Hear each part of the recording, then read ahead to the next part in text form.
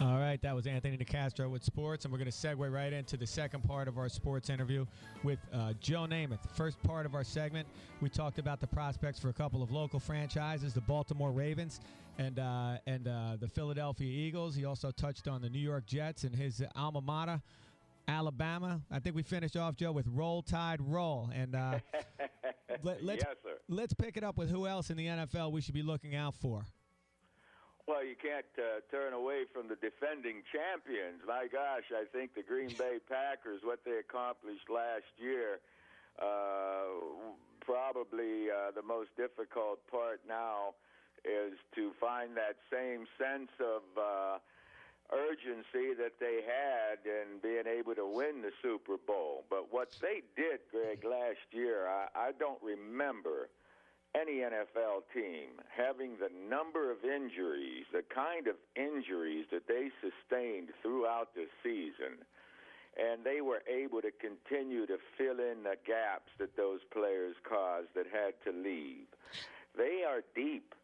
I think, again, we got to figure out what happens with free agency and this kind of thing. Teams are going to change. Yeah, well, Joe, I'm sorry, Joe.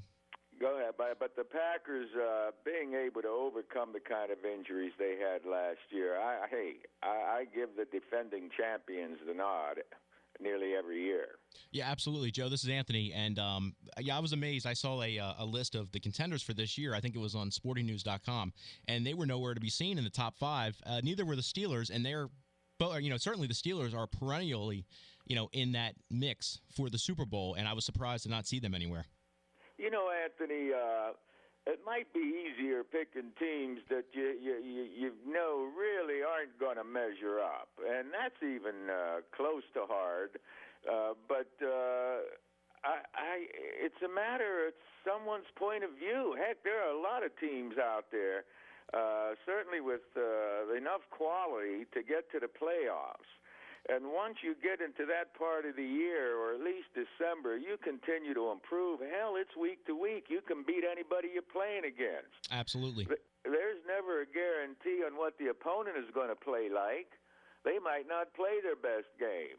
I know when we won the Super Bowl, Baltimore certainly didn't play their best game, but it comes down to that head-to-head day, man. So, are you telling me somebody dares to not mention the Green Bay Packers being in the hunt this year, or the Pittsburgh Steelers? Oh my goodness, it's crazy. Hey Joe, getting back to you talking about the Jets, and they've made back-to-back appearances in the AFC Championship game, coming up just short both times.